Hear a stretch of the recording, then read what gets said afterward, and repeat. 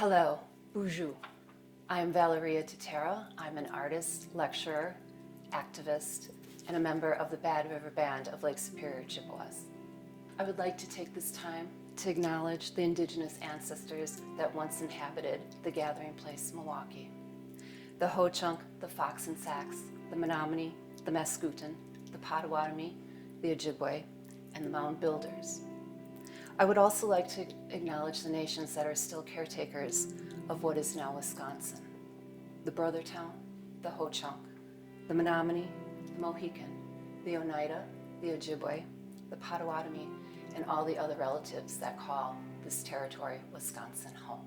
My artwork explores the impact of colonialization on Indigenous visibility, erasure, and resilience.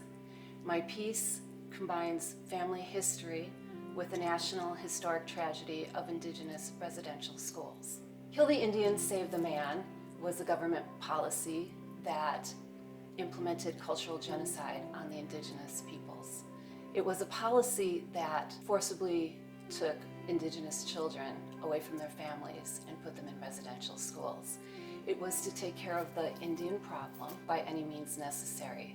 They believed that one could remove the savage from the man.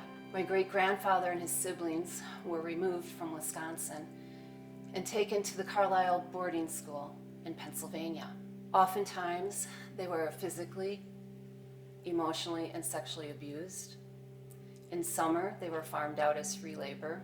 My great-grandfather and his sibling, his brother, were the only two that escaped from Carlisle boarding school from the family. This piece is really about holding space for the survivors, the descendants, and also for those who did not make it back.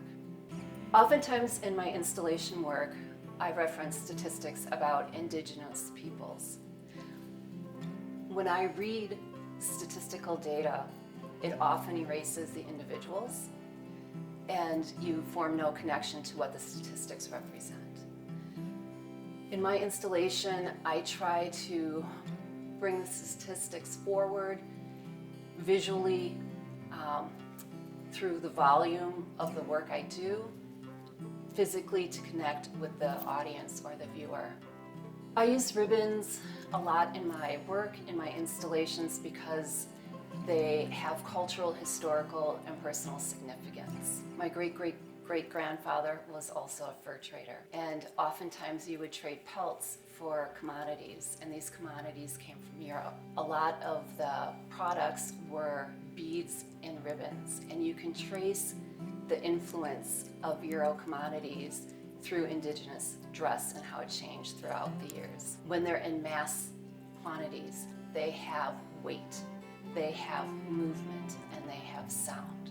I think I also use ribbons because it is a way that I can deconstruct what ribbon applique is all about and boil it down to its bare essence, the ribbons itself.